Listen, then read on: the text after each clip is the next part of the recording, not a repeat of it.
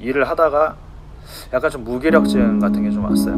과연 이렇게 일을 하는 것들이 언제 끝날까? 미팅 가기도 좀 부담스럽고, 괜히 제가 하고 있는 일에 대해서 항상 감시를 받는 것 같고, 항상 누가 지켜보는 것 같고, 누가 쫓아오는 것 같고, 미팅에서 여러 가지 그 시나리오가 막 상상이 되고, 이러다가 결국에 나 잘리는 거 아니야? 이런 번아웃 상황에 오게 됐죠. 이렇게 이제 번아웃을 느끼는 상황을 몇 달간 경험을 하면서 어떻게 이것을 좀 어드레스하고 극복을 하게 됐는지. 네, 일단 프로덕트 라이프 사이클이 한 1년에서 1년 반 정도 되기 때문에 그 끝나는 시간이 가시화가 됐죠. 제가 뭐 여기서 10년, 뭐 20년 이렇게 있을 거라는 생각을 안 했었고, 결국에 이것도 다 끝나게 된다 이제 생각을 하고, 좀 스트레스는 받고 이제 번아웃도 됐지만 프로덕트 사이클에 맞춰서 일을 잘 끝냈던 것 같아요. 그 다음에 저는 다른 커머디티를 맡아서 일을 하게 됐습니다. 그러니까 뭔가 끝이 있었기 때문에 그냥 끝을 바라보면서 견뎠던 거네요. 그렇죠. 근데 만약에 이렇게 케빈님처럼 번아웃 상황 속에 있는데 끝이 보이지 않는 그런 사람들은 그럼 어떻게 해야 되는지.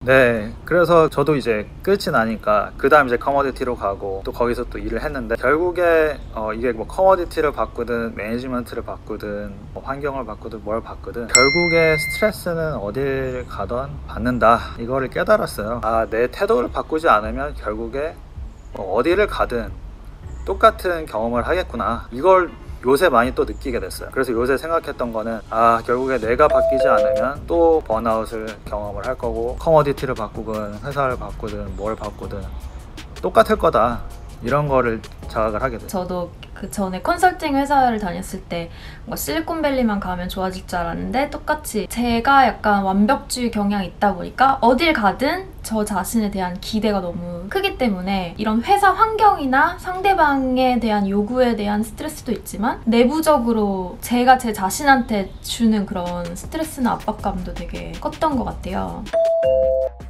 네, 맞습니다. 그래서 지금 현재 회사에서 일을 할 때도 또 비슷한 느낌을 들었었거든요. 내가 생각하는 일에 대한 리스폰시빌리티는 뭐 한 5인데 다른 사람이 왠지 7을 기대하는 것 같고 8을 기대하는 것 같다. 그래서 항상 내가 뭔가 쫓기는 것 같은 느낌이 든다. 약간 이런 그 발달이 좀 될 것 같은 생각이 들었어요. 일을 하다 보니까 이게 결국에 내가 생각하기 나름인 것 같은데 그럼 어떻게 바꿔보지? 이런 생각을 하게 됐고, 결국에 이게 내가 하는 일에 대해서 조금 더 의미를 찾고 조금 더 적극적인 그 태도를 바꾸면 스트레스나 이런 보는 관점들도 바뀌지 않을까. 그래서 제가 일에 대한 태도를 좀 바꾸기 시작했어요.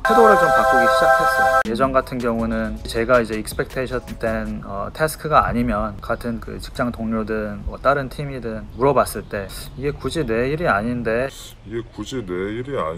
이런 생각을 하면서 일을 하게 되면 괜히 누가 리치아웃 하는 것만으로도 스트레스 받을 수가 있어요. 나 이렇게 바쁜데 왜 이걸 물어보지? 왜 이렇게 귀찮게 하지? 약간 이런 생각까지 하면서 스트레스를 좀 많이 받았던 것 같은데, 제가 그 사고에 좀 전환을 하다 보니까, 제가 또 한국에 계신 분들이랑 얘기를 하다 보니까 제가 지금 다니고 있는 회사 및 특히 제 일에 대해서 되게 궁금해 하시는 분들이 엄청 많더라고요. 심지어 저도 너무 궁금해요.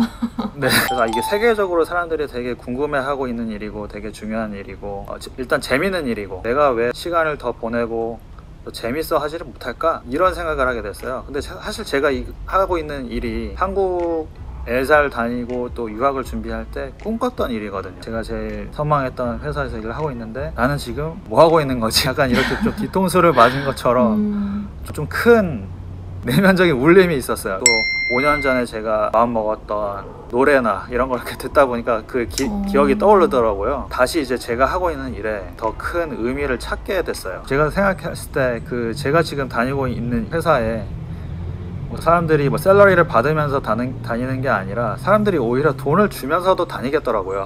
워낙 이 일이 재밌고 신기하다 보니까 저는 회사에서 그 돈을 받으면서 또 다니는 거고 배울 수 있는 기회가 있고 약간 이런 생각이 들어서 오히려 지금 더 흥미를 가지고 그 동료들이랑 소통도 하고 더 많이 알아가고 하다 보니까 제 지식의 폭도 넓어지고 더 재밌더라고요. 오히려 코비드 이걸로 인해서 좀 힘들었던 그런 경험이 오히려 저한텐 약간 좀 전환점이 됐어요. 그래서 제 커리어에 대해서 다시 정립을 하고 제가 맡은 롤에 대해서 다시 기대감이나 이런 것들을 세팅을 할 수 있는 그런 되게 좋은 기회가 됐어요. 태도를 좀 바꾸기 시작했어요. 좀 초심으로 돌아가는 연습을 하셨던 게 아닌가. 그러니까 우리가 늘 이렇게 미래만 바라보면서 달려가고 앞날만 보면서 가니까 내가 얼마나 발전을 했는지, 내가 얼마나 오늘을 간절히 원했는지는 금방 잊고 내가 앞으로 계속 가야 될 그 미래만 바라보면서 사니까 사람들이 힘들어하는 것 같은데, 그동안 힘들게 온 그 힘든 여정들을 돌이켜보면서 뭔가 초심으로 돌아가는 그런 연습을 하신 게 아닌가 싶고요. 이제 두 번째는 이 회사에서 내가 돈을 받으면서 시키는 일을 해준다, 약간 이게 아니라 내가 돈을 받고 정말 최고의 교육을 받고 있다, 생각의 전환을 하시면서 극복을 하신 것 같네요.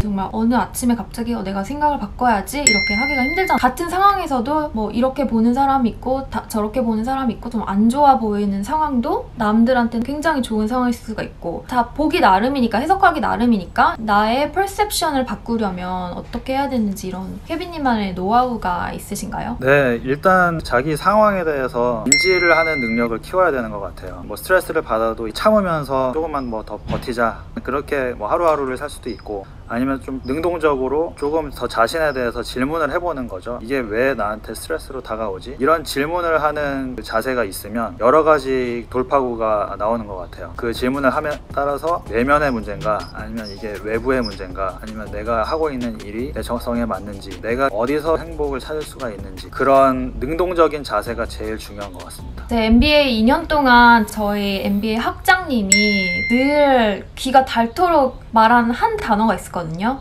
리플렉션 하라고. 리더의 자질 중에 제일 중요한 게 리플렉션이다. 늘 골만 세우고 골만 향해서 갈 게 아니라 시간을 갖고 뭐 일기를 쓰던지 블로그를 하던지 자기 혼자 생각을 할 그런 시간이 리더들한테 정말 중요하다고 2년 동안 귀가 못이 밝히게 들었는데 케빈님이 다시 한번 이렇게 증명을 해주시네요. 정말 리플렉션 하는 공감합니다. 시간이 중요한 것 같습니다. 그래서 이런 슬럼프를 그렇게 극복을 하셨는데, 사실 이게 스트레스가 한번 극복이 됐다고 없어지는 게 아니잖아요. 그래서 늘 있는 것이잖아요. 그런 스트레스를 꾸준히 관리를 하기 위해서 하는 관리법이 있으신지.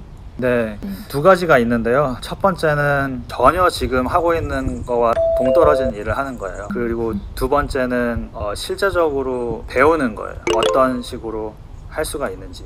첫 번째에 대해서 말씀을 드리면, 저 같은 경우는 이제 실리콘밸리에서 엔지니어링, 그 매니팩처링 쪽에서 일을 하기 때문에 전혀 다른, 예를 들어서 2주일에 한 번은 꼭 하이킹을 가거든요. 하이킹을 하면서 뭐 바다를 본다든지, 아니면 땀을 이렇게 흘리면서 체력적인 챌린지도 경험을 해보고, 그런 거를 보면서 이게 하루에 만들어진 게 아니라 몇십만 년 지구의 기원부터 만들어졌을 텐데, 이번 한 주간 받았던 이런 스트레스는 이거에 비하면 정말 아무것도 아니구나, 이 바닷물에 물 한 방울밖에 안 되는 정도구나, 이런 생각도 하게 되고, 맞아요. 전혀 다른 활동을 통해서 제가 했던 세상과 조금 벗어나는 그런 시간을 갖는 게 중요한 것 같고, 그 다음 두 번째는 적극적인 교육인데, 제가 요새 즐겨보는 그 온라인 코र्스가 있거든요. 예일의 그 해피니스라는 주제에 대해서 다룬 교육 과정인데, 거기를 잘 보시면 사람이 실제로 참 부족한 부분이구나, 과학적으로 여러 가지 실험을 통해서 여러 부족한 부분에 대해서 이제 짚어주고요. 부족한 부분들을 어떤 식으로 적극적인 행동을 통해서 극복을 할 수가 있는지 여러 가지 실험 데이터나 의거해서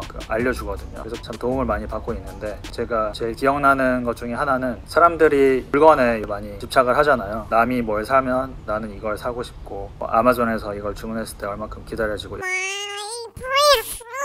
그 사람들 입장에선 당연한 건데, 사실 물건에 대해서 어떤 소유를 하고 그 기쁨은 한 며칠 가거든요. 그다음 며칠 이후에는 사실 신경도 안 쓰죠. 예를 들어서 뭐 새로운 휴대폰이 나왔다, 그걸 이제 사서 이제 쓰고 있으면 조금 있으면 또 새로 여러 가지 기능에 더 좋은 성능의 제품들이 나오게 되고, 그렇게 되다 보면 결국에 행복을 느끼는 게 아니라 불행을 느끼거든요. 그래서 물건에 투자를 하지 말고 경험에 투자를 하라, 이런 레슨도 있었어요. 여행이라든지, 그 다음에 소중한 사람들과의 추억, 이런 것들로 기억을 하고 사람들과 경험을 나누면서 더 행복을 느끼다, 실제로 서베이에 나와 있거든요. 그런 things에 집착하지 말고 experience에 투자를 해라, 이런 또 레슨이 있었어요. 번아웃이나 스트레스나 행복에 대해서 고민이 많으신 분들은 꼭 한번 찾아보시길 추천드립니다. 이게 예일대에서 만든 코र्스인데, 콜세라를 통해서 꼭 예일대 학생이 아니고 일반 대중들한테도 다 오픈이 된 그런 코र्스죠? 네, 예일대학교에서 1위를 했던 코र्스인데 워낙 그 반응이 좋아서 교수가 이거 예일 학생들만 알고 있게 좀 아깝다,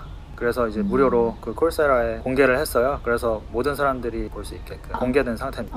네, 제가 링크 그 설명란에 달아놓겠습니다. 많은 깨달음을 얻은 것 같아요. 이렇게 대화를 하면서 지금 뭐 뭔가 한국에서 일이 마음에 안 든다거나 뭐 회사에서 뭔가 마찰이 있거나 뭐 삶이 너무 빡빡하다 이런 말씀을 하시면서 탈출구를 개념으로 생각을 하면서 미국으로 오고 싶은데 어떻게 해야 되냐, 이렇게 뭔가 미국이나 해외 이민을 삶의 도피로 생각하는 그런 분들에게 하시고 싶은 말씀이 있으신가요? 네, 공감합니다. 그